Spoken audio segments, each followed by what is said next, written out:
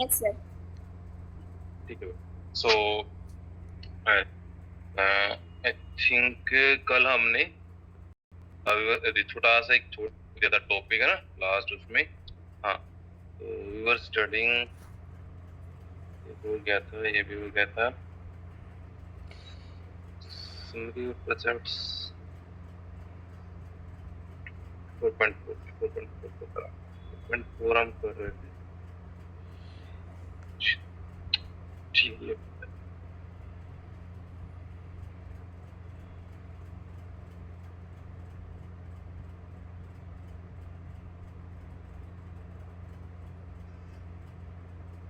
तो ये तो सारा करा दिया था मैंने कल, है ना बच्चों?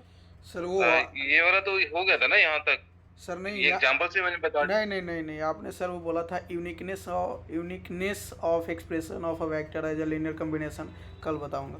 अच्छा अच्छा, ये यहाँ तक बता दिया था, राइट? नहीं इससे पहले ये वाली थ्योरम तो ये नहीं बताया था आपने। अच्छा, ये नहीं बताया था, यहाँ तक कराया था। या ओके ठीक है, तो ये नहीं बताया। हाँ ठीक है, ओके। एक बता, कोई आया, मैं इसको ज्वाइन कर देता हूँ। तो ये वाला रहता, राइट? ठीक है, तो लेट्स सी थ्योरम। इस थ्योरम का प्रूफ नहीं करना, ठीक है, प्रूफ नहीं है, ठीक है। 4.4 सेक्शन जो है उसमें थ्योरम्स का प्रूफ नहीं है। उससे पहले के जो सेक्शन थे 4.1, 4.2, 4.3 उसमें प्रूफ थे, ठीक है। उसमें जो थ्योरम है उसका प्रूफ करने हैं और मैंने कराए, ठीक है। Okay, let S be a non-empty subset of a vector space V, then S is linearly independent if and only if every vector V belongs to span of S can be expressed uniquely as a linear combination of the elements of S, ठीक है। तो I think मैं statement में सब clear लिखा है, but मैं दोबारा बता देता हूँ। इसका मतलब है, मान लो कोई सेट है S, ठीक है, S है, ठीक है, इसमें वेक्टर्स है कोई V1, V2 up to Vn, ठीक है। और मान लो कोई वेक्टर V है that belongs to span of S, ठीक है, span of S, that belongs to span of S।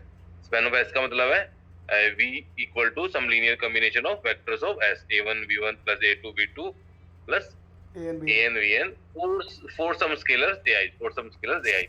तो ये थ्योरम कह रही है कि this set will be linear independent if this representation is unique, if this representation is unique, if every vector V that belongs to in span of S can be represented uniquely as a linear combination।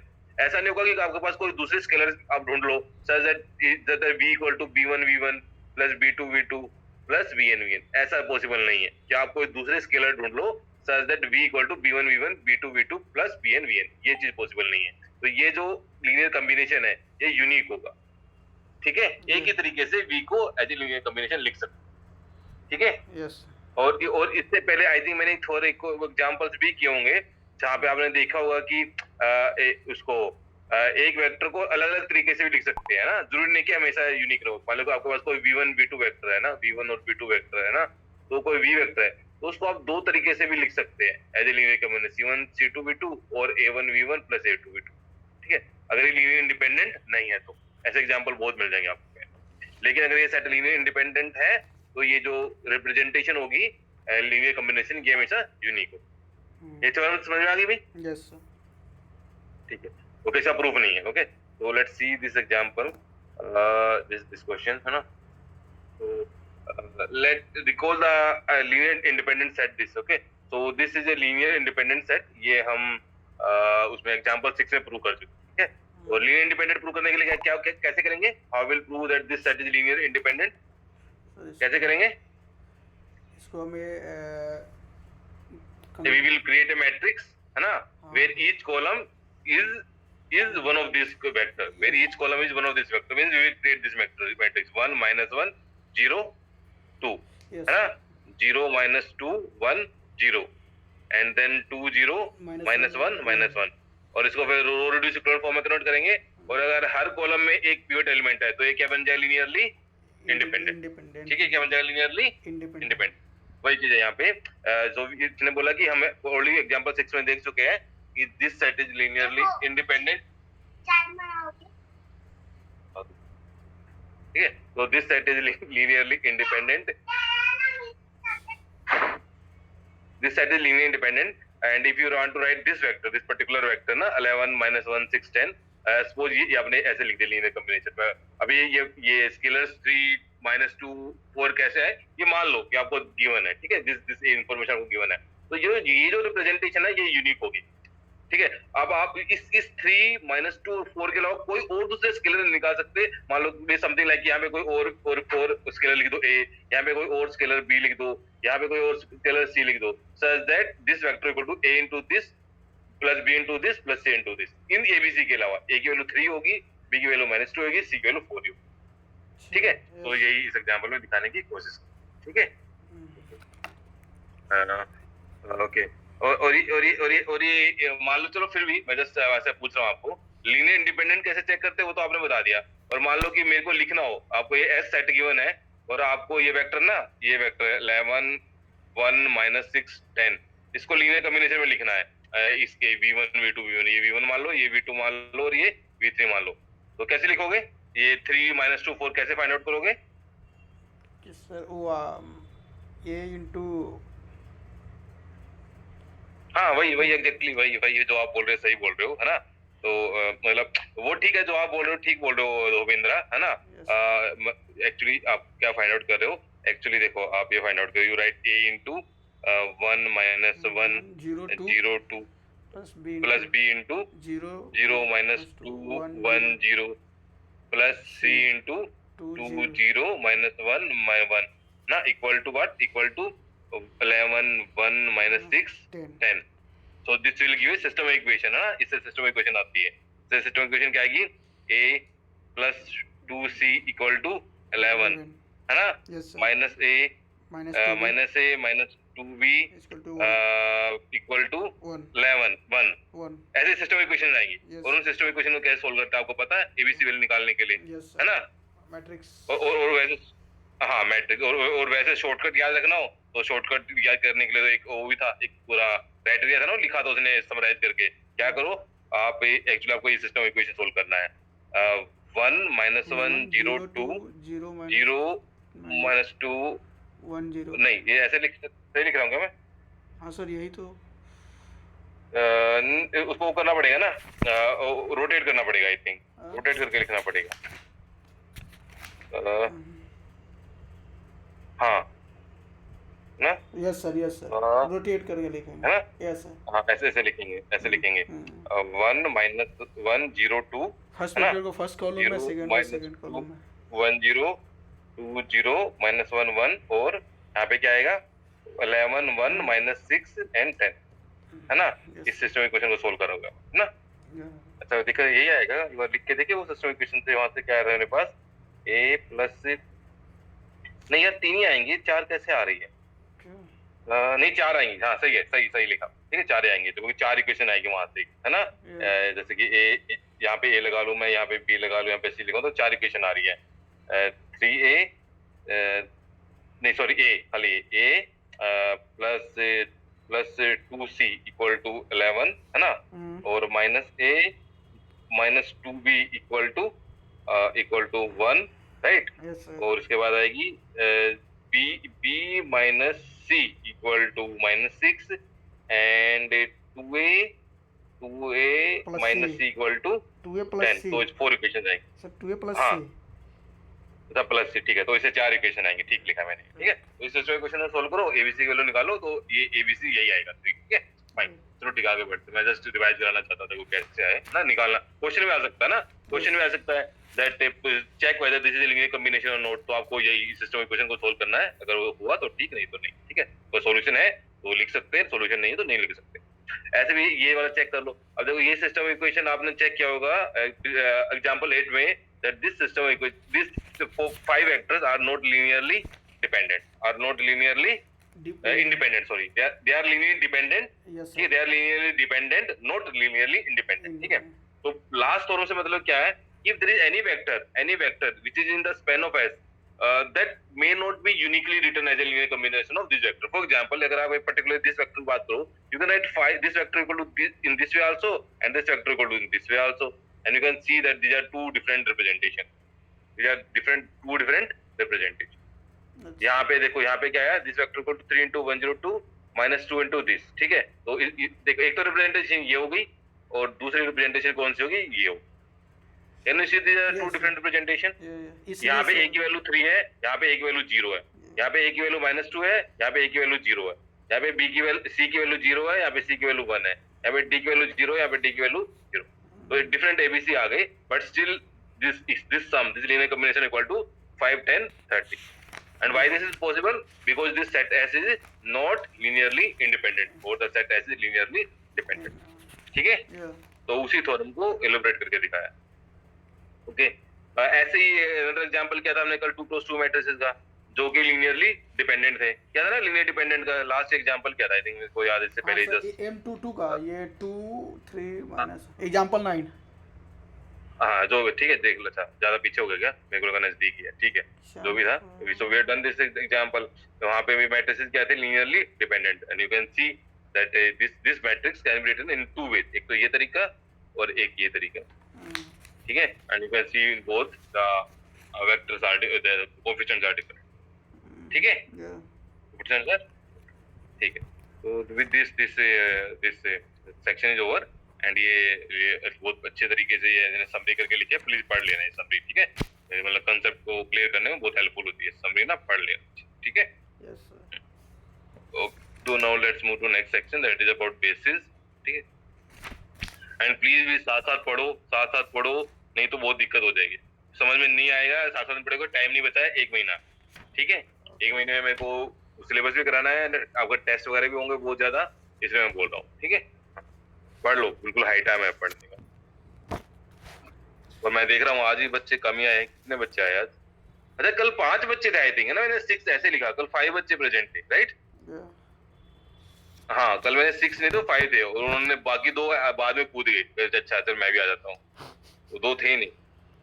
मेरे को याद है 7 ही बच्चे हैं, 1 2 3 4 5 6 7 ही बच्चे। Okay, so now let's see, this is the definition of basis. This is the definition of basis of a vector space. So let V be a vector space, V कोई vector space है, B कोई subset है V का, V का एक subset है V का, then B is a base। So B क्या है?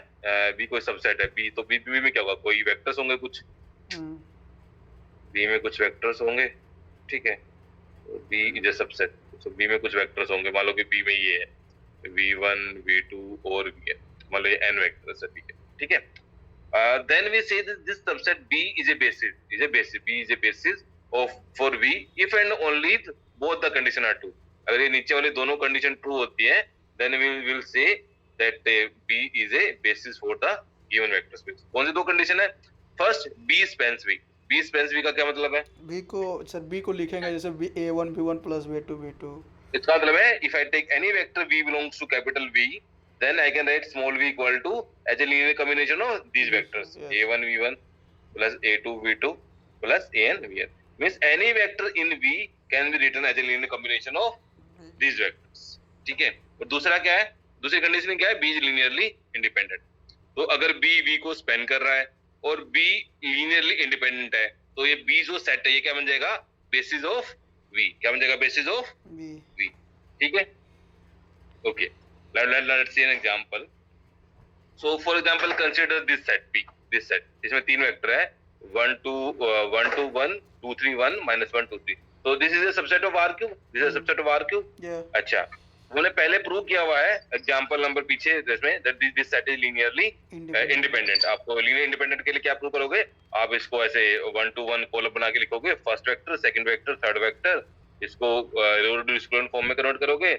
अगर सारी कॉलम्स में एक एक को आ जाता है पिवट एलिमेंट, तो दिस बिकम लीनियरली इंडिपेंडेंट। तो लीनियर इंडिपेंडेंट तो हो गया। ठीक है, अब आपको प्रूव करना है।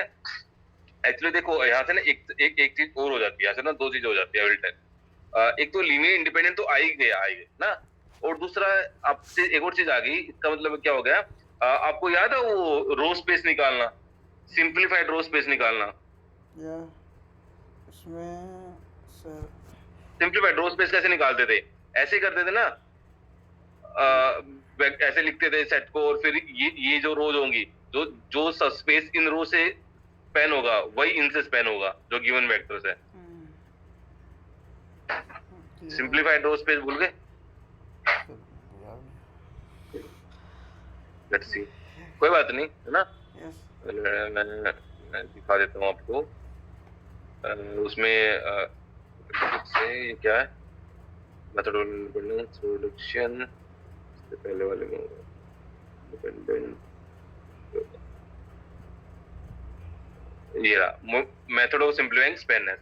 स्पैन ऑफ एस का मतलब तरीका क्या था, एन वेक्टर्स है तो उससे के क्रॉस एन की मैट्रिक्स बनाओ, ये वेक्टर्स है, के क्रॉस एन की मैट्रिक्स बनाई, है ना।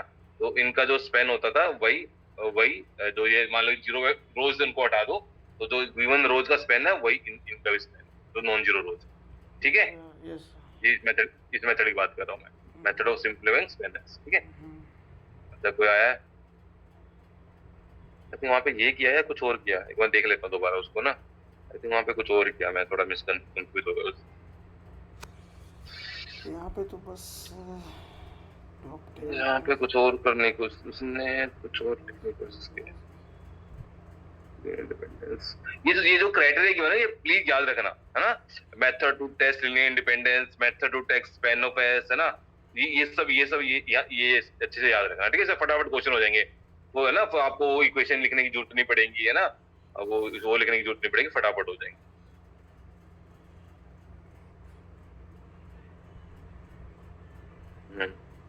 तो सॉरी, यहाँ पे कुछ और किया क्या? इसमें तो बस रिडक्शन फार्मूला से उन्हें हाँ चेक ठीक है ना, वही तो क्या यार, ठीक तो क्या है नहीं। देखो एक तरह से दो चीजें हो गई यहाँ पे ना। सर उसको चेक किया गया। अच्छा पहले तो स्पेन की बात कर रहा है, अच्छा यहाँ से ना लीनियर इंडिपेंडेंस की बात नहीं कर रहा है, पहले स्पेनिंग की बात कर, ठीक है।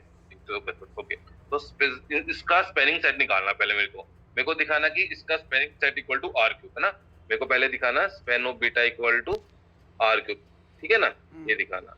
अब इसका स्पेनिंग सेट निकालने का तरीका क्या था, मैं फर्स्ट वो लिखा, first vector, second vector and third vector. इसमें मैंने वेक्टर्स को रोटेट नहीं किया, मतलब फ्लिप नहीं किया, वो लीनियर इंडिपेंडेंस चेक करने के लिए फ्लिप करते थे। मेरे को लीनियर इंडिपेंडेंस चेक करनी होती तो मैं क्या लिखता, कौन सी मैट्रिक्स लेता, ये लेता, ठीक है ना, है ना। हाँ मेरे को यहाँ पे सिर्फ spanning set reduce spanning set निकालना था, सिंप्लीफाइड स्पेनिंग सेट निकालना था, तो मैं ऐसे लिया, ये आ गया। इसका मतलब क्या कि जो ये तीन वेक्टर ये स्पेन करेंगे वही ये तीन वेक्टर्स करेंगे, ये मतलब हुआ ना। तो इसका मतलब है span of beta equal to a into first row plus b into second row plus c into third row, which is exactly equal to abc where a and b c are real number, so means spanning set of beta equal to r cube, agree na? You know na, this is e1, this is e2, this is e3, so e1 e2 e3 spans r cube, so ये एक चीज तो prove हो गई यहाँ से that beta spans r cube। अब आपको लीनियर इंडिपेंडेंस दिखाना था, लीनियर इंडिपेंडेंस के लिए क्या करते हैं, इनका रोटेट करके 1 2 1 2 3 1 माइनस 1 2 3 इसको ये ऑब्टेन किया। अब you can see the each row में ईच कॉलम में पिवट एलिमेंट है, तो दिस बिकम लीनियरली इंडिपेंडेंट। तो आपने दोनों चीज प्रूव कर दी that this spans beta and this is linearly independent. What does this means? This means that this set is a basis of R cube, this basis of R cube, ठीक है भाई, जो कि लीनियरली इंडिपेंडेंट है। हाँ so हाँ, क्योंकि because they are this set is linear independent also and this span R cube also, that's why this is this span। अच्छा एक चीज और है, जरूरी नहीं कि आपको ऐसे ही तरीका करना है, ठीक है, आप ऐसे भी कर सकते हैं। देखो इंडिपेंडेंस का तो ठीक है ना, स्पेनिंग के लिए ऐसे भी दिखा सकते थे। तो लेट देखो बेसिकली क्या होता है ना, आई विल टेल आपको दिखाना कि कोई भी एबीसी वेक्टर को मैं इसके लीनियर कॉम्बिनेशन में लिख सकता हूँ गिवन वेक्टर्स के। तो आप क्या लिखो, कोई भी XYZ वेक्टर, कोई भी XYZ वेक्टर मान लो R क्यूब के अंदर कोई भी XYZ वेक्टर है, तो आई means I can write something like this a into 1 2 1 plus b into 2 3 1 b into 2 3 1 plus c into minus 1 2 3 minus 1 2 minus, so this will give system equation। जैसे system equation आएगा नहीं तो बस दिखा दो कि वो सिस्टम इक्वेशन का सॉल्यूशन एग्जिस्ट करता है। वैसे आपको ये दिखाना है उस सिस्टम इक्वेशन का सॉल्यूशन एग्जिस्ट करता है, ठीक है, ठीक है ना, उस सिस्टम इक्वेशन का सॉल्यूशन एग्जिस्ट करता है, वैसे ये दिखाना आपको, दैट विल प्रूव, ठीक है। मतलब एबीसी की वैल्यू आएगी यहाँ से, इसकी फॉर्म में आएगी एबीसी की वैल्यू XYZ की फॉर्म में। तो आपको XYZ एबीसी की वैल्यू भी नहीं निकालनी XYZ की फॉर्म में, आपको सिर्फ दिखाना कि जो आपको रो रिड्यूस हो जाएगा ना कि हाँ वहां पे वहीं से आपको पता लग जाएगा कि सिस्टम इक्वेशन का सॉल्यूशन है। सॉल्यूशन कब नहीं होगा? जब लेफ्ट साइड में सारी जीरो होंगी और राइट साइड में नॉन जीरो होगा, यस सर। है ना? अदरवाइज सॉल्यूशन होगा। फॉर एग्जांपल मैं इसको अगर मैं फर्दर सोल्व करके लिखूंगा तो मैं क्या लिखूंगा? बस क्या क्या इक्वेशन आएंगी? a plus 2b minus c equal to x, है ना? फिर यहाँ से आएगी 2a plus 3b plus 2c equal to y, है ना? और a plus b plus minus 3c equal to z। यहाँ से ऑगमेंटेड मैट्रिक्स क्या बनेगी? 1 2 माइनस 1, है ना? यहाँ पे आएगा x y 2 3 2 z, है ना? 2 3 2 और 1 1 माइनस 3। अब देख लो सिस्टम इक्वेशन का सॉल्यूशन है, इसे abc की वैल्यू आ जाएगी, ठीक है ना? जो भी वैल्यू आएगी ना, सॉरी यहाँ पे abc आएगा, यहाँ पे x y z नहीं abc आएगा। क्या आएगा? abc, हाँ abc, सॉरी यहाँ पे x y z ही आएगा, पर x y z लिखने की जरूरत है नहीं, है ना? बट क्योंकि x y z की क्या वैल्यू फर्क नहीं पड़ता, जो अरे क्या हो रहा है, आपको सिर्फ दिखाना है कि सिस्टम इक्वेशन का सॉल्यूशन है ना? यहाँ पे x y z ही आएगा। एक्स वाई जेड कोई नॉन जीरो नंबर्स, हाँ एक्स वाई जेड कोई तो यहाँ से बस दिखाना अगर रिड्यूस कन्वर्ट करने के बाद ये सिस्टम इक्वेशन का सॉल्यूशन है तो स्पैनिंग आ जाएगा। मींस कि आप एबीसी की वैल्यू निकाल सकते हो, ठीक है ना? Yes sir. और ये कन्वर्ट होगी यही आएगी, इससे कन्वर्ट होगी यही आएगी। तो इस मैट्रिक्स को कन्वर्ट करोगे तो इस साइड तो यही बनेगा, इस साइड कुछ चेंज हो जाएगा, है ना? यहाँ पे कुछ चेंज हो जाएगा ये वाली चीज, बाकी ये तो अल्टीमेटली यही बनना है, यही तो ये। यस सर, ठीक है ना? ये तरीका स्पेलिंग सेट निकालने। सर जैसे हमने लिखा अगर लास्ट रो में वही 0 0 0 बन जाता और उस साइड नॉन जीरो रहती तो फिर ये हाँ, अगर ऐसा केस आए तो नॉन जीरो, तो जो आपको लिखोगे कि देयर इज नो सॉल्यूशन तो स्पेन नहीं करेगा। अगर वैसा वाला केस नहीं आता तो मींस सॉल्यूशन है एबीसी, हर का कोई ना कोई वैल्यू आएगी एबीसी की। सर एक सपोज जब स्पैन नहीं कर रहा है तो फिर हम लिनियरली इंडिपेंडेंट और डिपेंडेंट तो चेक करेंगे ही नहीं फिर। हाँ बिल्कुल। मान लो कि मैं ऊपर पहले जैसे मैंने ऊपर पहले मैंने लीनियर इंडिपेंडेंट चेक किया, तो यहीं पे वो लीनियर इंडिपेंडेंट नहीं आया, डिपेंडेंट आ गया, तो आगे चेक करने की जरूरत नहीं है, वहीं पे डिक्लेयर कर दो कि ये बेसिस नहीं हो सकता, है ना? Yes, okay fine. एक्चुअली हम लोग ना इसे स्पेलिंग सेट निकाल रहे हैं, इसने दूसरे तरीके से क्या, इसने इन वेक्टर का स्पेलिंग सेट निकाल दिया और फिर दिखा दे कि स्पेलिंग सेट इसके इक्वल है। हम लोग ऐसे करते थे तो मेरे को थोड़ा that's why I told think कि मैं ऐसे बताता हूँ आप लोगों को, है ना? इस तरीके में क्या है, यहाँ पे ना सिर्फ एक्स वाई जेड लगा दो, मान लो किसी इसको सोल्व करो, तो इसको सोल्व करते ही दोनों चीजें सोल्व हो जाएगी, आपको लीनियर इंडिपेंडेंस भी पता लग जाएगा और स्पैनिंग भी पता लग जाएगा। अगर यहाँ पे हर कॉलम में 1 1 आ गया, हर कॉलम में पिवट एलिमेंट आ गया, तो वहां से क्या गया, वहां से लीनियर इंडिपेंडेंस आ गई। यस सर, है ना? क्योंकि ऊपर भी तो ये चेक कर रहे हो लीनियर इंडिपेंडेंस के लिए, यही तो मैट्रिक्स ले रहे हो 1 2 1 2 3 और एबीसी की वैल्यू भी आ जाएगी इसके साथ साथ, दोनों दो काम एक साथ हो जाएंगे, यही पता लग जाएगा स्पैनिंग है या नहीं। यस सर, है ना? तो ये इस वाले तरीके से ना दोनों काम एक साथ हो जाते हैं। ठीक है, okay fine. Now let's see, I hope वो क्लियर है, बाकी बच्चों को क्लियर है आप लोगों को? बाकी को भी कुछ समझ आए तो पूछ लो भाई, साथ साथ पढ़ो, ठीक है? साथ साथ पढ़ के आओ। मेरे को कुछ पूछोगे मैं बता भी दूंगा पीछे का, ऐसा नहीं है, ठीक है? कुछ भी पीछे का पढ़ रहे हो नहीं समझ में आ रहा, मैं पहले रोक के पहले वो बताऊं, ठीक है? लेकिन आप लोग पढ़ो साथ साथ। ओके, तो लेट अच्छा, ये vector e1 e2 en this span rn, ये तो क्लियर है ना? Yes sir. e1 क्या है? e1 याद है ना? e1 is 1 0 0 0, e2 is 0 1 0 0 1 0 0। So these are linear independent, ये पहले प्रूव कर चुके हैं, and this spans Rn also. So this is a basis. This is a basis of Rn. This is a basis of Rn. Or in particular, E1 E2 is a basis of R square. E1 E2 E3 is a basis of R cube. And these are called the standard basis. These are called the standard basis of. अब ये याद रख, ठीक है? These are called the standard basis of R. ठीक है? Okay. The standard basis of M32, जैसे मेरे को वैसे देख बताओ, ये बेसिस होगा M32 की। M32 का मतलब क्या है? Set of all 3 cross 2 matrices. पहले बताओ, ये सेट को स्पैन करेगा? कोई भी मैट्रिक्स होगी इस फॉर्म में A B C D E F, इसको इसके लीनियर कॉम्बिनेशन लिख सकता हूँ मैं? यस, इसको इसको E1 मान लो, इसको मान लो 5 1 1, ठीक है, इसको मान लो 5 1 2, इसको मान लो 5 2 1, इसको मान लो 5 2 2, इसको मान लो 5 3 1, इसको मान लो 5 3 2। 3 2 का मतलब क्या है? इसके थर्ड रो सेकंड कॉलम में 1 है, बाकी 0 है। 1 1 का मतलब क्या है? फर्स्ट रो फर्स्ट कॉलम में 1 है, बाकी 0 है। 1 2 का मतलब क्या है? फर्स्ट रो सेकंड कॉलम में 1 है, बाकी 0 है। देन एबीसीडी को इसको वैसे नहीं लिखता, a into 5 1 1 plus b into 5 1 2 plus c into 5 2 1 plus d into 5 2 2 plus c into 5 3 1 plus d into 5 तो स्पेनिंग तो स्पेन तो कर रहा है M32 को, M32 को स्पेन कर रहा है ना? Yes sir. अच्छा, आप बताओ लीनियर इंडिपेंडेंट है ये? Linearly independent. हाँ, लीनियर इंडिपेंडेंट सेट है। यस। लीनियर इंडिपेंडेंट भी होगा यार, बहुत इजी है चेक करना, बहुत इजी है चेक करना लीनियर इंडिपेंडेंसी। देखो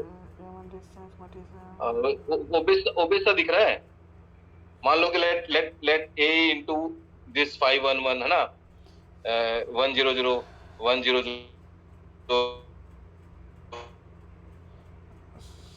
0 0 0 0 plus 0 0 plus c into 0 0 1 0 0 0 blah blah blah blah equal to 0 matrix है ना। तो इससे मेरे पास क्या आएगा? दिस विल इंप्लाई इनका सम क्या आएगा?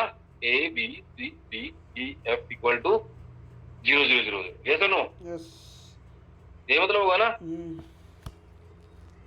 तो इसका मतलब क्या है? a equal to 0, b equal to 0, c equal to 0, d equal to 0, ये सारे कोएफिशिएंट क्या आ गए? 0 0। इसका मतलब क्या होगा? ये सेट क्या लीनियरली इंडिपेंडेंट। तो आपने स्पेनिंग भी दिखा दिया, लीनियर इंडिपेंडेंस भी दिखा दी, तो ये सेट क्या हो गया? Basis. This is the basis of M32 and this is true for all. M32 से को पर्टिकुलर नहीं है, if M into n cross matrix में होगी, उसके लिए भी आप ऐसे ले लो, है ना। इसमें बेसिस में कितने एलिमेंट है? 3 क्रॉस 2। कितने एलिमेंट्स है? 3 क्रॉस 2। और m क्रॉस n वाली मैट्रिक्स में कितने एलिमेंट्स होंगे? m cross n। इतने वेक्टर्स होंगे, ठीक है? ठीक है ना, भी चले आगे। Okay, now think about this set 1x x square x cubed, ठीक है? So now tell me, does this set, does xn मान लो, चलो xn तक मान लो, और does this set spans pnx? pnx क्या है? set of all polynomials of degree n, set of all polynomials of degree up to n। तो अब n degree तक की पोलिनोमियल चाहिए, a0 plus a1x plus anx, इस तरह के सारे पोलिनोमियल है, ये रियल नंबर, इस तरह के सारे पोलिनोमियल pnx है। तो अभी बताओ, ये सेट इस पोलिनोमियल को स्पेन करेगा? इस सेट को स्पेन करेगा ना? Yes sir. हर पोलिनोमियल को मैं इसके लीनियर कॉम्बिनेशन फॉर्म में लिख सकता हूँ ना? लिख सकते हैं। अभी बताओ, ये लीनियर इंडिपेंडेंट है या नहीं? है सर, क्योंकि सिंगल तरीके से ही। हाँ, लीनियर इंडिपेंडेंट भी है, क्योंकि आप लिखोगे let c1 into first polynomial plus c2 into second polynomial plus c3 into x square, so this sum cn into xn equal to 0 polynomial. इस 0 पोलिनोमियल इक्वल होने का मतलब क्या है? c1 भी 0 है, c2 भी 0 है, c3 भी 0 है, cn भी 0 है, सारे तो क्या गया? लीनियरली इंडिपेंडेंट आ गया। So means this is a base. So इसका मतलब क्या है? दिस इज ए बेस, और in particular 1x x square x cube is a basis for P3, or 1x x square xn is a basis of Pnx, or 1x x square as infinite तक 1x x square up, this is a basis for all polynomials। ये सारे polynomials की basis होंगे ना? हैं? चाहे कितने भी डिग्री की हो, ठीक है ना? ओके। अच्छा, बेसिस यूनिक नहीं होती है, ठीक है ना? These are the standard basis, there can be other basis also. For example P4 के लिए this is a basis for P4। कैसे प्रूव करोगे that this is a basis for P4? How will you prove?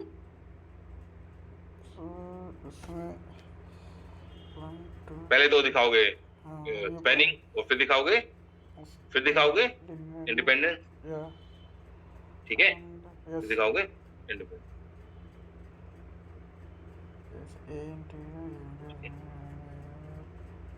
So this is a homework, आपको ये वाला example, ठीक है, ये वाला एग्जाम्पल का सॉल्यूशन भेजना मेरे को परसों तक, ठीक है, इस वाले एग्जाम्पल का सॉल्यूशन आपको मेरे को परसों तक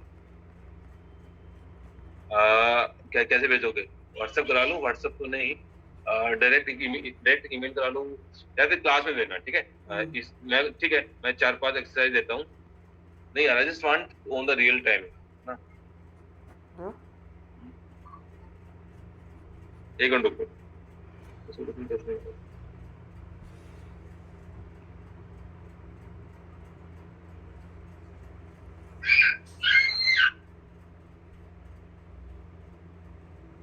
ठीक है, चलो कर लेना आप इसको, ठीक है ना? मैं तो सोच रहा था कि इवैल्यूएशन पर्पस से आपको कुछ मंगा लो क्या, ठीक है, बाद में क्लास शुरू होने के बाद ही मंगाता हूँ। ओके, तो फिर ये कुछ और दिखा, the empty set Spence zero space, ठीक है ना? Zero space, this is also vector space ना, तो एम्प्टी स्पेस स्पेंस दिस, ठीक है, ठीक है। By definition this is linearly independent. Why this is linearly independent? Because there is no vector, there is nothing to say that does not satisfy the condition of linear independence. That's why this is called linear independence. Okay, fine. Now हाँ ठीक है, ये कुछ theorem है, इनका proof नहीं है, ठीक है, कुछ थ्योरम है, लेमा है, इनका प्रूफ नहीं है, बट समझने की कोशिश कर, समझना बहुत जरूरी है, ठीक है, समझना बहुत जरूरी है। ये शायद ये अगर लेमा बोलता है, मान लो कि आपके पास दो सेट है, ठीक है, दो सेट है एस एस एस और टी, दो सेट है इसी वेक्टर स्पेस के, ठीक है ना, और S span V means V equal to span of V is equal to span of, ठीक है, means any vector in capital V can be written as a linear combination of the vectors of S कोई set है, और ये T है, मान लो कि T है, ये लीनियरली, टी क्या लीनियरली इंडिपेंडेंट, टी क्या लीनियरली इंडिपेंडेंट और फाइनाइट है, एस फाइनाइट है, प्लीज यहाँ पे एस जो फाइनाइट है, V equal to span of S finite है, एस फाइनाइट, ठीक है, फाइनाइट सेट है, और T is a linear independent set, then this theorem says number of the cardinality of t is less than equal to cardinality of s, जो इसका मतलब है the size बोलो आप, size of t is less than equal to size of s, means number of vectors in t will be less than equal to number of vectors in S. Statement समझ में आएगी? वो vector space है V, S और T दो set है, S finite है, और V जो है वो जो S और V को स्पेन कर रहा है, means V equal to span of S, V का कोई भी vector as a linear combination of vectors, ऐसे लिख सकते हो। And T is a linear independent set, T क्या linearly independent set, in that case size of T will be less than equal to size of S, ठीक है, means size of T के अंदर S से less than equal two vectors होंगे, कम vectors, T के अंदर S से कम vectors, ठीक है भाई, मींस कि अगर स्पेनिंग सेट का जो साइज होगा ना, उसमें कोई लीनियर इंडिपेंडेंट सेट होगा किसी वेक्टर के अंदर, तो उस लीनियर इंडिपेंडेंट सेट के अंदर स्पेनिंग सेट से कम ही एलिमेंट होंगे, कम ही वेक्टर्स, ठीक है भाई? सर यहाँ क्या रह जाएगा? ये नहीं समझ आ रहा है सर, थर्ड वन है T equal to L into I, ये क्या है? T equal to मतलब है, I'm saying that T is linearly independent. T is linearly independent set. अगर मैंने बोला था T is linearly independent set. अच्छा, मेंशन रहेगा पहले से। S, हाँ, S एक स्पेनिंग सेट है V का, T एक लीनियर इंडिपेंडेंट सेट है, S स्पेनिंग सेट है V का, स्पेनिंग सेट है V का, T लीनियरली इंडिपेंडेंट सेट है V का, तो ये थ्योरम कहती है कि T के अंदर S से कम एलिमेंट्स होंगे। अच्छा, T का साइज S से छोटा, ओके, ठीक है? S and T be subset of vector space V such that S spans P, S is finite and T is a linear independent set, then T is finite and number size of T is less than equal to S. अब जब size of T less than equal to S होगा और S finite है तो T भी finite हो गया ना? ठीक, okay. So let's see an example based on this. Consider this set. Okay. So this is subset of R cube. Yeah. अच्छा, आपको पता है IJ के समझ रहे हो ना? I सेम है E1 को कई बार I भी लिखते हैं, IJ के है ना? This is E2, this is E3. तो IJ is a spanning set of R cube, पता है आपको? Yes. Yes. E1, E2, E3 spans R cube ना? Yes sir. into A अच्छा. E1 plus B. तो मेरे को हाँ, तो मेरे पास आर क्यूब, मेरे पास एक वेक्टर स्पेस है वी आर क्यूब है, उसके अंदर दो सेट है, एक तो टी है, ये ऊपर वाला टी गिवन है, और एक एस है। एस क्या है? E1 E2 E3। और आपको पता है R cube is span by S. तो इस इंफॉर्मेशन के साथ मेरे को बताओ, क्या टी लीनियरली इंडिपेंडेंट हो सकता है?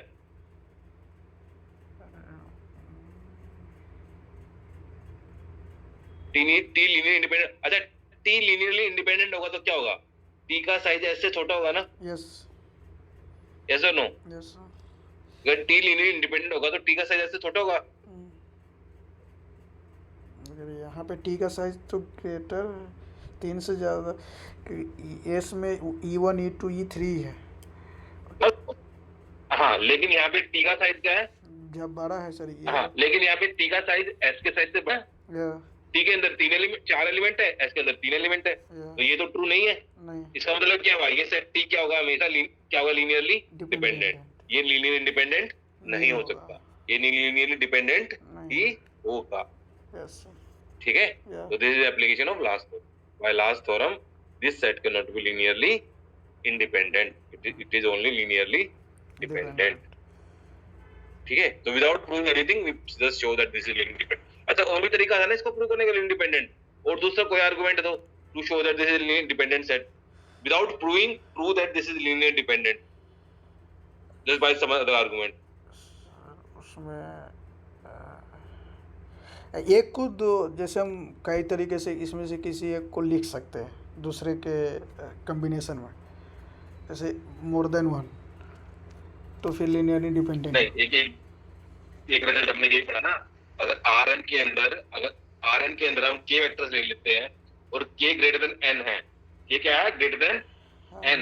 अगर Rn के अंदर हम k वेक्टर्स ले लेते हैं, k ग्रेटर देन n है, तो वो सेट क्या होगा? लीनियरली डिपेंडेंट होगा। मान लो कोई सेट है ऐसे जिसमें k वेक्टर्स है v1 v2 vk और k ग्रेटर देन n है, तो लीनियरली डिपेंडेंट होगा। यहाँ भी तो वही है, यहाँ पे मेरा r क्यूब है और नंबर वेक्टर क्या? 4 ग्रेटर देन 3 ना, तो by that logic also this is linearly dependent. तो लास्ट सेक्शन में पढ़ा था आप लोगों ने, याद है? नहीं साधना, बाकी बच्चे तो बोलते नहीं है। हाँ भाई, कौन कौन है?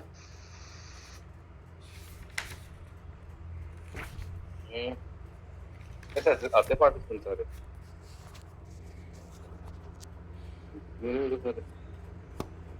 जाते Ishu Dalal, you came late I think, क्या टाइम से आ गए थे? इशू पढ़ाई कर रहे हो साथ साथ? अगर पढ़ाई कर रहे हो इशू, क्या म्यूट कर दिया मेरे को? क्यों घर वाले सुन ले कि टीचर बोल रहे पढ़ाई कर रहे नहीं कर रहे? पक्का लड़का पढ़ाई नहीं कर रहा। इनबॉक्स में यस सर। करमीन, कौन बोला? नकुल बोला सर। नकुल बोला। नकुल पढ़ाई कर रहे हो? सर कभी कभी इनके भी घर आया हुआ हूं मैं। समझ में आ रहा है? थोड़ा थोड़ा। अच्छा यार, तुम्हारा एक लॉस ये भी हो जाता है, मान लो आप लोग घर पे बैठे क्लास अटेंड कर रहे हो और घर वाले पास में है, तो घर वालों को पता लग जाता होगा आप लोग को समझ आ रहा नहीं आ रहा, तो टीचर कई बार डांट लगा देते हैं, आप नाम लेके पूछते हो, तो है ना, नुकसान हो जाता है तो आप लोगों का। विशाल है? विशाल, यस सर। समझ में आ रहा है? Yes sir. घर वाले पास में है? Sir mummy. Okay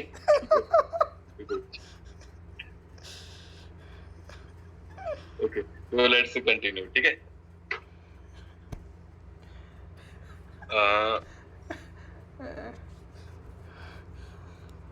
so okay, फिर सो ठीक है, ये समझ में आ गया ना? अच्छा, इसमें एक एग्जांपल और था, वो देख लो आप लोग। So this set is S, ठीक है।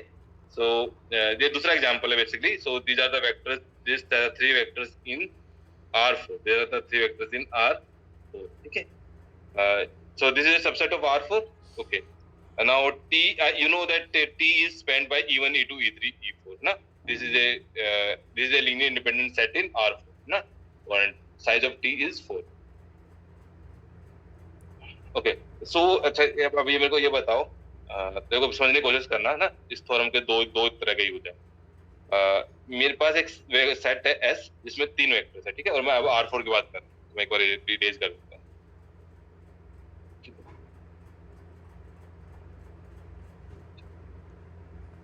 ओके सो आपके पास एस के अंदर 3 वेक्टर्स है इस बार, ठीक है, ओके, एक सेट है एस जिसमें 3 वेक्टर्स है, और आपको एक ये भी पता है कि अगर मैं टी ले लूं E1 E2 E3, टी ले लूं E1 E2 E3 E4, ठीक है, ओके, एंड मैं R4 we are in R4, in R4 T, अब you know T is a linear independent set, आपको पता है ना, T E1 E2 E3 is a linear independent set, तो T is a linear independent set in R4। कोई कुछ कह रहा है? No sir. Okay so by last theorem, if S spans S, मान लो कि आप S जो S है वो R को स्पेन कर रहा, S स्पेन्स R4, ठीक है, देन बाय लास्ट थ्योरम क्या होगा, the number of element in T will be less than equal to number of element in S, ये था ना S, ठीक है, यहाँ पे number of element in T क्या है 4, और S के अंदर कितने एलिमेंट है 3, तो 4 लेस देन इक्वल टू 3 है नहीं, तो इसका मतलब क्या है S can not Spain R4, इसका मतलब क्या है S can not Spain R4, समझ आया? ओके सो देखो यहाँ पे क्वेश्चन क्या था, यू वांट टू, आपको एक कोई सेट S गिवन था, you want to check whether this set S spans R4 और नॉट, ठीक है, अब now in this set S there are 3 vectors, okay, now there is you know another set T standard basis है ना, E1 E2 E3 E4, you know that this standard basis is linearly independent, so by last term last result से अगर S R4 को Spain करेगा तो आपके पास क्या होगा, the size of T will be less than equal to size of S, means 4 will be less than equal to 3, but ये तो true नहीं है, this means S cannot span R4, समझ में आया मैंने क्या समझ में आ गया ना, that S cannot span R4 because if S spans R4 then we have a contradiction, ठीक है, so there are double use of the last theorem, एक तो यूज ये हो सकता है कि to show whether a set is linearly independent or not, दूसरा यूज हो सकता है कि to check whether a set is set can spans a particular vector space or not, ठीक है, ये पहले वाले एग्जांपल में हमने यूज किया टू शो कि एक पर्टिकुलर सेट लीनियर इंडिपेंडेंट हो सकता है नहीं हो सकता, दूसरे वाले एग्जांपल में यूज किया to show whether a particular set can be a spanning set और नॉट, फाइन, हाँ ठीक है, तो नाउ दिस इज थ्योरम 4.11, ये थ्योरम बोलती है अगर मान लो आपके पास दो बेसिस है किसी वेक्टर स्पेस की B1 और B2, ठीक है, B1 बेसिस मतलब समझ में आता है ना, basis means it's a spanning set and the vectors are linearly independent, definition है जस्ट हमने आज ही, ठीक है, तो अगर आप मान लो कि किसी वेक्टर स्पेस की दो बेसिस है B1 और B2,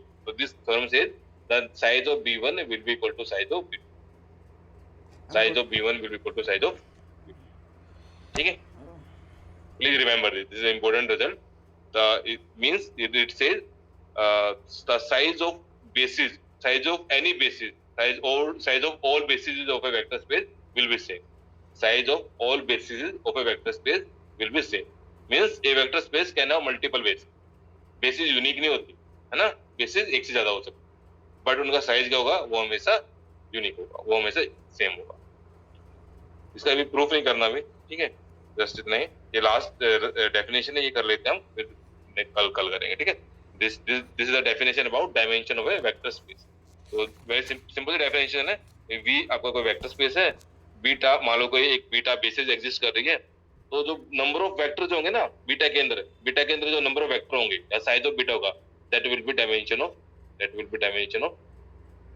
समझ में आएगा definition, this is the definition of dimension of A vector space, ठीक है, डेफिनेशन पढ़ लोगे यहाँ से जो लिखे हैं, late V be a vector space if V has a basis B containing a finite number of elements, then V is said to be finite dimensional, in this case the dimension of V which is denoted as dimension of B, ठीक है, is the number of element in any basis for V, in particular dimension of V is equal to the size of B, if V does not have a finite basis then V is called infinite dimensional, then V is called infinite dimensional vector, means अगर किसी vector space की finite dimension होगी तो vector space को हम finite dimensional vector space बोलेंगे और dimension of that vector space will be equal to the size of B.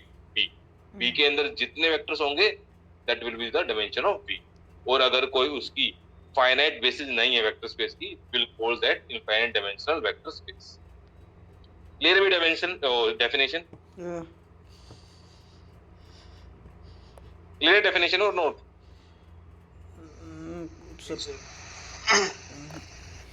Ravindra?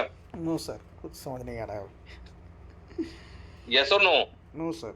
Sir इसको अगर आप एक डाटा के बेस एग्जांपल के तौर पे बताओ ना, तो ऐसे नहीं। हाँ एग्जांपल तो आ जाएंगे, पहले तो यार डेफिनेशन समझ में आना चाहिए क्या बोल रहा हूँ। एग्जांपल तो सारे एग्जांपल ही ऐसे बाद में, पहले तो इंग्लिश में जो लिखा वो तो समझ में आना चाहिए ना। ये इतना लिखा है, आपको पता है कोई वेक्टर स्पेस V कोई वेक्टर स्पेस है, उसकी मान लो कोई फाइनाइट बेसिस है V। फाइनाइट बेसिस का मतलब क्या है, इसमें फाइनाइट नंबर ऑफ एलिमेंट्स है। अगर ऐसा केस है तो हम V को क्या बोलेंगे, फाइनाइट डायमेंशनल वेक्टर स्पेस। क्या बोलेंगे V को? Finite dimensional vector space. और डायमेंशन ऑफ V क्या होगी? Dimension of V will be equal to size of B। अब ठीक है? Yes sir. और अगर मान लो ऐसी कोई बेसिस एग्जिस्ट नहीं करती है, ऐसी कोई फाइनाइट बेसिस नहीं है जो कि V का बेसिस है, तो हम V को क्या बोलेंगे? Infinite dimensional vector space. तो V को क्या बोलेंगे? Infinite dimensional vector. ठीक है? चलो आप लोग एग्जांपल की बात कर रहे हो, ठीक है, एग्जांपल यही है। फॉर एग्जांपल अगर मैं आर स्क्वायर की बात करूं तो you know that in are square E1 and E2 is a basis for R square. Yes or no? Yes. तो इसका मतलब क्या है? What is the dimension of R square? Dimension of R square is number of vectors in this B. इसको B नाम दो। तो कितने वेक्टर इसमें? Dimension of R square is 2. और in particular dimension of Rn. In general dimension of Rn is n. ठीक है? Yeah. Dimension of Rn is n.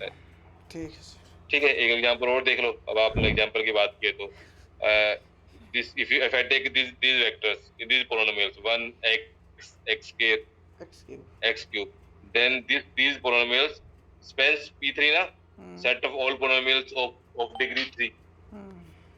Yes or no? Any polynomial of degree 3 can be written as a linear combination of these vectors. And these are linear independent also. हम prove कर चुके हैं। That's why dimension of, so this become a basis. This become a basis. So dimension of P3 is कितने vectors है इसके अंदर? 4. Dimension of P3 is 4. In particular, in general, dimension of Pn is n plus 1. Dimension of Pn is n plus 1. Polynomial के case. ठीक है? Yes. ठीक है sir, रहने दो आप। ठीक है, रहने दे अब। चलो ठीक है, फिर कल करते हैं। ठीक है, अटेंडेंस